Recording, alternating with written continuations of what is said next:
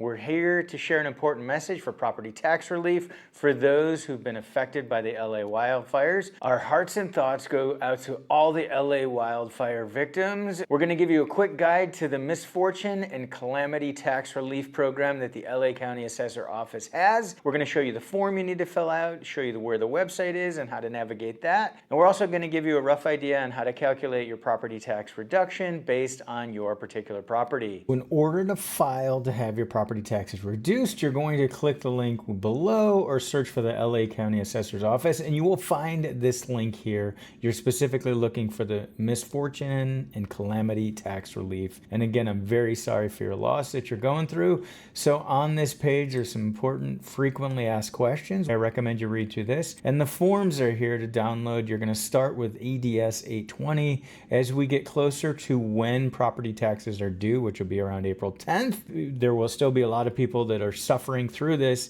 You may need to come back and fill out this form, ADS 8020.3.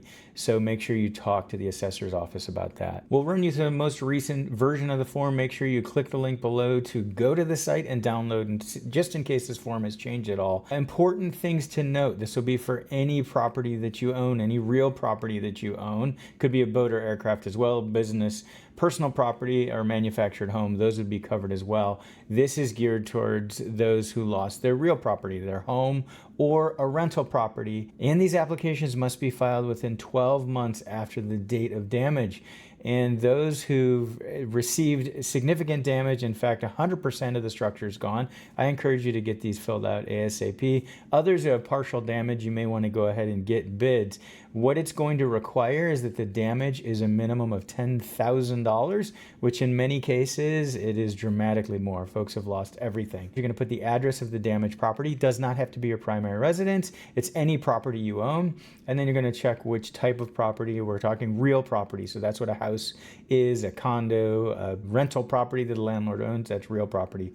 Then you're going to go to your tax bill information. For real estate, it will be a secured tax bill, and then you've got map book, page, parcel. I'll show you how to get those. For a date on which the damage occurred and then the date repaired. So if you've got a complete loss, you may want to go ahead and file this right now, and don't worry about the date repaired. That can come down the road. And the cause of damage will be the wildfire, of course. Describe the damage.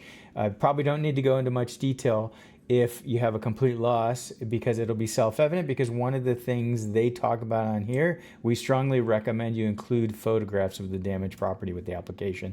That's going to help folks understand just how bad the damage is. 7A asks about the amount of damage to real property. If it's a total loss, you may want to just put 100% or total loss on the 7A line. 7B, the amount of damage to taxable personal property. This isn't your furnishings or your personal effects. You don't need to put anything here for the most part for many folks who are claiming it for real property. And then they say to include copies of repair bills or estimates. I'm going to recommend, if it's a total loss, you just put total and get this in. Again, reach out to the assessor's office. You're going to go ahead and sign down here with all your contact info, and you're going to mail it. Now, I know the assessor is working to get folks out into the field, so you may not have to mail this in. You may want to go ahead and grab an online duplicate copy of your property tax bill. Unfortunately, you may have lost the paper copy that was mailed to you. This is where you're going to do that. I have a link below, and it's going to show you a couple of important things. It's going to have your assessor ID number on there, which you need to fill out that Calamity application. You can click this link here to look it up so that you can enter it here to pull your property tax bill. When you click that link to look up your assessor identification number, it brings you here, and you'll go ahead and use the basic search by your address to get your AIN. And once you have that AIN, you can put it in here, submit, and go ahead and download a copy of your bill. So here's an example of a property tax bill. This is for a listing I have, unfortunately, near the Eaton fire. I hope everything turns out okay for the owner and the residents. A couple of important things on here. So the property identification number is on here up at the top with this 5728. This 5728, the beginning of the assessor's ID number, the AIN, that is the map book. So there's a map book sitting somewhere in a library or probably at the assessor's office. So that book number, if you go to this page number 12, and then you go to this parcel number 47, 7, that is this specific property. So that's what you're going to use when you fill out the paperwork for the calamity tax relief. Additionally, if you want to go ahead and get a rough idea of what the reduction will be in your property taxes, pulling your property tax bill is going to help you figure that out. So this is a property that was reassessed recently under Prop 19. It was a multifamily property inherited by a son, so he had to be reassessed to current market value. You will see that the value for property taxes is broken down into land and improvements.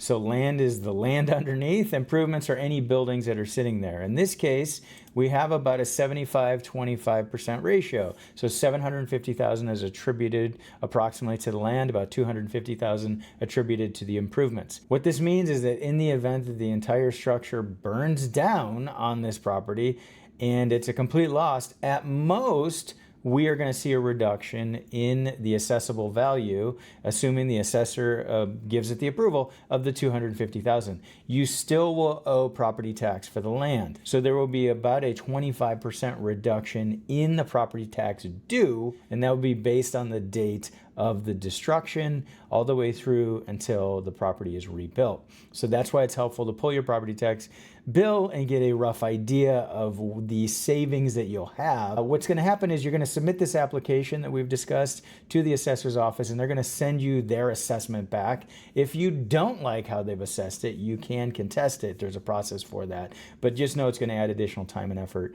But that is an option in the event that you're not happy with those numbers. There are some important frequently asked questions in here that you're going to have. I'll run through the highlights. You have 12 months to file this application from the date of damage, and the adjustment in the value will be from the date of damage until the property is rebuilt, and then the property will be reassessed. It will be reassessed back to the original value it had before the disaster if you build something that's substantially similar to what was on the property. So in other words, you're not going to be reassessed at a new higher value when that new construction is done, as long as it's substantially similar to what you had there before. And don't forget that the statewide Proposition 19 has a provision for wildfire victims to transfer their property tax basis. Normally you have to be over the age of 55 in order to transfer your property tax basis, but this special exception is for wildfire victims. This would be specifically for properties that are lost that were the primary residence for the homeowner. They ultimately decide they're not going to rebuild and they want to transfer their property tax basis to another home somewhere in California. They are able to do that. What they will be able to use is the market value of the home the day before the disaster. That will be the new market value that they'll use for calculating Prop 19 and transferring their property tax basis. We've done other content on this, and we will do more content for this wildfire exemption. So again, our hearts go out to you for your loss. Know that there are people watching who want to help you and have not forgotten about what you're going through. Make sure you subscribe to our weekly email newsletter, and we'll keep updates like these coming. Thanks for tuning in. This has been Christian Walsh, real estate agent with Wire Associates, and we are here to help you.